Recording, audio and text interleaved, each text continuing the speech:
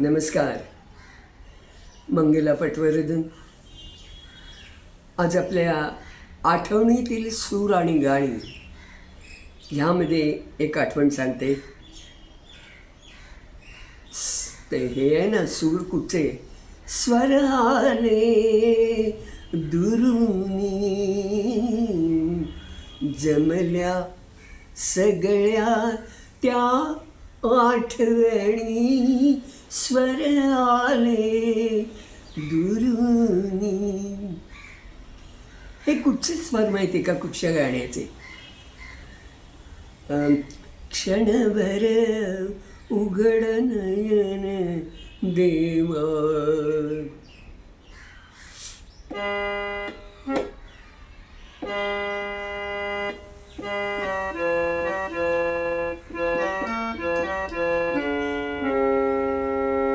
क्षणभर उघड नयन देवा,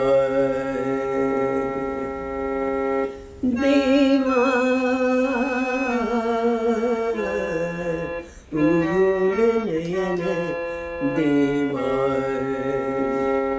करावया तव मंगल पूजा, करावया तव मंगल पूजा, देह दीप मी जाळीन माझा, भाव भक्तीचा मानद राणा, स्वीकारुनी घ्यावा देवा, उघड नयन देवा, क्षणभर उघड नयन देवा, धूप जाळीते मी श्वासाचा, धूप जाळीते मी श्वासाचा, सुगंध पसरीन मंगलतेचा, कोमल पद हृदयावर ठेवीत, प्रभु माझा यावा देवा, उघड नयन देवा, क्षणभर उघड नयन देवा, क्षणभर उघड नयन देवा.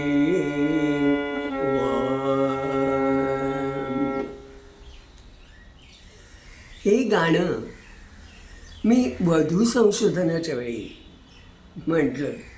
आता मी वर संशोधनाचं का नाही म्हटलं सांगू का?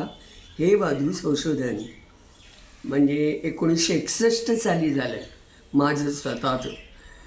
आता 25 साल आहे ना, म्हणजे 60 वर्षापूर्वी वधू संशोधन हे कसं होतं हे तुमच्या जवळ जरा उगाच गप्पा माराव्या म्हणून ही क्लिप केली.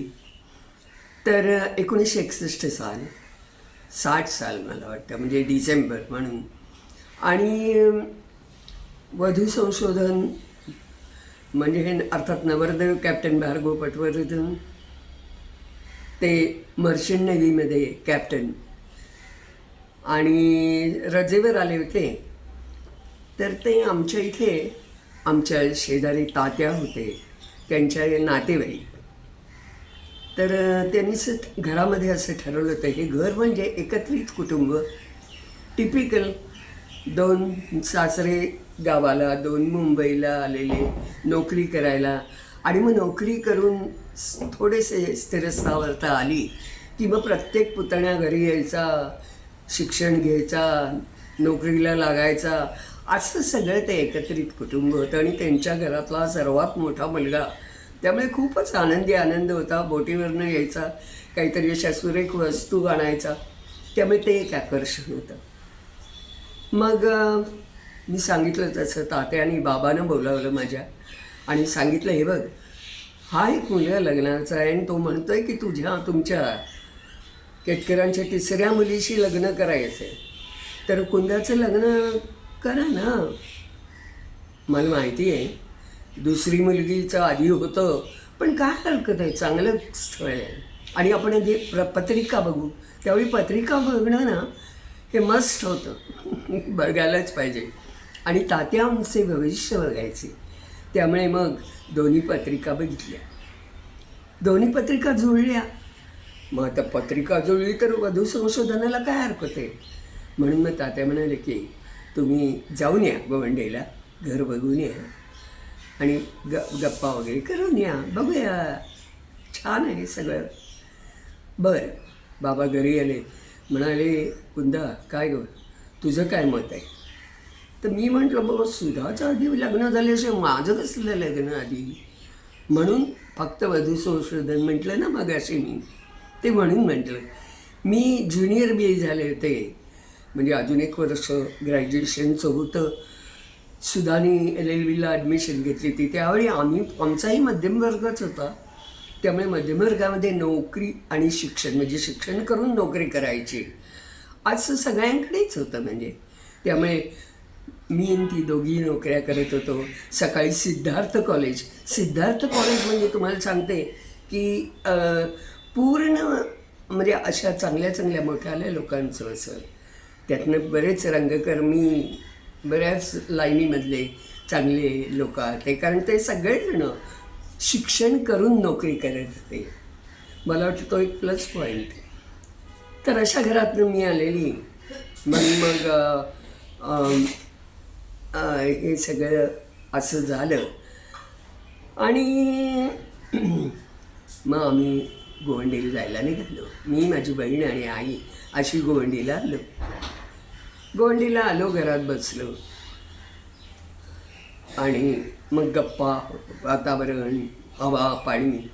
आणि त्याच्यामध्ये असं लक्षात आलं की माझे सासरे आणि माझी बाबा हे दोघंही एकाच दापोलीच्या अल्फ्रेड गॅडने शाळेमध्ये मॅट्रिक झाले. अल्फ्रेड गॅडने ही खूप मोठी शाळा, 3 भारतरत्न दिले. रँगलर परांजपे, दोंडोकेश्वर कर्वे, आंबेडकर सगळे त्या शाळांमध्ये होते. तर अशा या शाळेत त्यांचं शिक्षण झालं वगैरे वगैरे. त्यामुळे मग सगळ्यांनाच आनंद आला, अरे वा, म्हणजे ओळखीच्यातलीच मुलगी आहे, नाही का. आणि मग असं झालं. आणि मग आता सुरुवात, वधू संशोधन. त्यातले एक माझे 2 सासरे होते बसलेले, 2 सासूबाई. माझ्या सासूबाई गरीब आणि दुसऱ्या सासूबाईसुद्धा छान स्वभाव होता, भारदस्त पर्सनॅलिटी होती, हसत खेळत बोलायच्या, सगळ्यांना आपलंसं करायच्या. तर त्यांनी मला पहिला प्रश्न विचारला, काय कुंदा, हो ना, बरोबर आहे ना, हो, काय करतेस तू. मी म्हटलं, मी ज्युनियर BA झाले आणि आता सिनियर BA करणार. अच्छा, मग बाकीचे काही छंद, आवडी. हो म्हटलं, वक्तृत्व स्पर्धेत कॉलेजमधनं मी जाऊन ट्रॉफी पण मिळवले आणि आमच्या शारदोत्सवामध्ये अभिनय, नाट्यछटा वगैरे करायची आवड आहे. अच्छा, वा, छान, अगदी छान. बरं, मग जेवण करता येतं का. आली का पोटात गोळा आला. जेवण काय सांगू, पण मग न ब्रूयात सत्यमप्रियम हे लक्षात आलं आणि म्हटलं, दबक्या आवाजात म्हटलं, हो. अहो, 2 बहिणी मोठ्या, नंतर आई मोठी कर्तबगार, मग कशाला येते जेवण करायची वेळ. पण आई म्हणत असे नेहमी की काही नाही, लग्न केल्यानंतर आपोआप जेवण यायला लागेल. ते ग्राह्य धरलं आणि मग हो म्हटलं. बरं, मग बाकी सगळे छान आहे. मग आता एक गाणं म्हणून दाखव ना. गाणं म्हणशील ना. मग मी मगाशी पहिल्यांदा म्हटलं ना, आठवणीतील सूर, ते गाणं म्हटलं, क्षणभर उघड नयन देवा, क्षणभर, त्यावेळी मी खाली मान घातली होती, उघड नयन देवा. कारण झालं असं की आता यांच्यापुढे गाणं कुठचं म्हणायचं. मला बिना का गीतमालातली सगळी गाणी यायची, आठवायची, कोणावरची तरी सगळं आठवतं. पण दोन सासरे आणि सासूबाई यांच्यापुढे कुठचं गाणं म्हणू. मग बहिणीने हळूच सांगितलं, अगं त्या दिवशी आज उत्सवात ते भजन म्हटलं होतंस ना, ते म्हण. चला बरं वाटलं. क्षणभर उघड नयन देवा,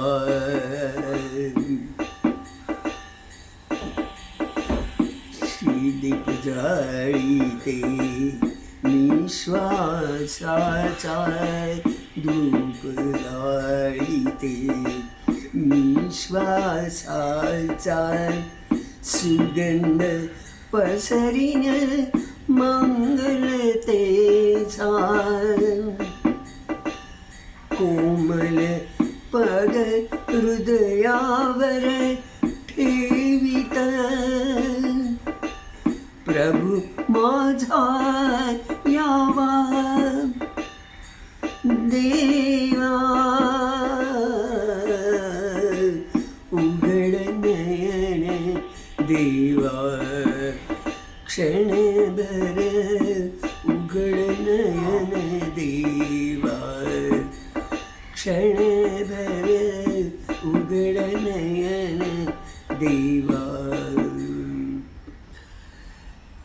असं गाणं बिणं म्हणून झालं. आणि मग इंदिराबाईच त्या म्हणाल्या, म्हणजे माझ्या दुसऱ्या सासूबाई म्हणाल्या, कुंदा आता मी चहा केला आहे, हो ये आतमध्ये आपण चहा देऊ. मग गेले मी, म्हणजे चहाचा ट्रे उचलायला. म्हणजे मी चालतंय का नाही, त्यावेळी असं असायचं, चालते कशी मुलगी, बोलते कशी. आणि मग त्यांनी माझे ना छान लांब केस होते, 2 वेण्या अशा पाठीवर रुळायच्या, खूप छान असे लोक म्हणायची. तर त्यांनी ते म्हटलं, काय गं कुंदा खरे केस आहेत ना, असं म्हणून त्यांनी चक्क ओढून बघितलं हो, पण हसत मुखाने, म्हणजे असं कुचकेपणी नाही. आणि मग आम्ही सगळ्यांचं चहा पोहे खाणं सगळा कार्यक्रम झाला. कोपऱ्यात नवरदेव बसले होते, अत्यंत आकर्षक पर्सनॅलिटी, त्यात बोटीवर जाऊन आलेले, मुळात गोरे, त्यामुळे आकर्षक. आणि पायामध्ये ते स्लीपर वगैरे, त्यावेळी सपाता घालणं पायामध्ये म्हणजे घरात आलं आवडत नव्हतं, फॅशनेबल ना. पण हा मोठा मुलगा बोटीवरचा म्हणून परवानगी होती. तर अशी सगळी ही वधू संशोधनाची मीटिंग झाली, भेट झाली. आणि मग आम्ही परत घरी आलो. परत घरी आल्यानंतर अर्थात आम्ही परत सगळं रुटीन चालू झालं. आणि 8 दिवसांनी तात्या आमच्या घरी म्हणाले, मुलगा म्हणतो की मुलगी पसंत आहे, चला पुढची बोलणी करू. आणि मग सगळ्या याला सुरुवात झाली. आनंदी आनंदकडे, जिकडे तिकडे चोहीकडे असं झालं. त्यांच्या घरी पण, कारण ते पहिलंच लग्न होतं, आणि आमच्या घरीसुद्धा. त्यामुळे मग दोन्हीकडे असा उत्सवच होता. आणि ते मग नवरदेव घरी आले, बाबांची आमच्या ही काढली परवानगी की मी नेऊ ना मुलीला बाहेर. आणि मग बाबाही हो म्हणाले. मग आम्ही दोघंजणी निघालो. आणि मग ते रोमॅन्टिक मूडमध्ये, अरे तो एक शीख मिळाला होता टॅक्सीवाला, त्याला म्हणाले, वहाँ चल जहाँ कोई न हो. तर त्यांनी कोई न हो म्हणजे या गोवंडीच्या जंगलात आणलं. त्यांचं घर खरोखरी जंगलात होतं. त्यावेळी तुम्हाला आश्चर्य वाटेल, तिथे सगळ्या फुला फळांच्या बागा होत्या आणि त्याच्यात आमचं हे घर होतं. सगळी म्हणायची ना नंतर, काय कुठे जंगलात बांधलेलं आहे कुंदाचं घर. आणि असं ते आम्ही त्या तिथे आलो. आणि नंतर लग्न झालं D-Day 10th March 61. 56 वर्ष संसार केला. खूप खूप आनंद वाटतो. आणि आता अहो लग्नच म्हटलं की थोडीसं भांडायला वाजणारच, पण सगळं विसरायचं आणि समजोत ॲडजस्टमेंटच करायला हवी. आणि त्यावेळी माहेरच्यांच्या पण असं काही नाही, तिथेच जमवून घ्यायला हवं, असा एक प्रकारचं ॲटिट्यूड होती आणि ती बरोबर होती. आणि त्यामुळे खरंच आमचं आयुष्य खूप छान गेलं, दोघांचं जुळायचं. आणि सगळंच झालं आयुष्यात, सगळ्या ॲक्टिव्हिटीज झाल्या, सगळं सासरच्यांचं बघून झालं. आणि एकूण असं सार्थ असं आयुष्य गेलं, सार्थ संपन्न असं आयुष्य मी जगले. सहजीवन म्हणायचं आपण त्याला. कारण 56 वर्षचे असताना ते गेले. तुम्हाला आठवत आहे का मागच्या क्लिपमध्ये मी त्यांना स्मृतिवंदना दिली आणि त्याच्यामध्ये बिना का गीतमालाची ती गाणी वाजवली नाही का, ये रात बिगी बिगी धीरे धीरे चल. म्हणून आता हे मधुसंशोधनाचं गाणं, त्याची आठवण झाली म्हणून ही आठवण तुमच्याबरोबर शेअर केली. नमस्कार.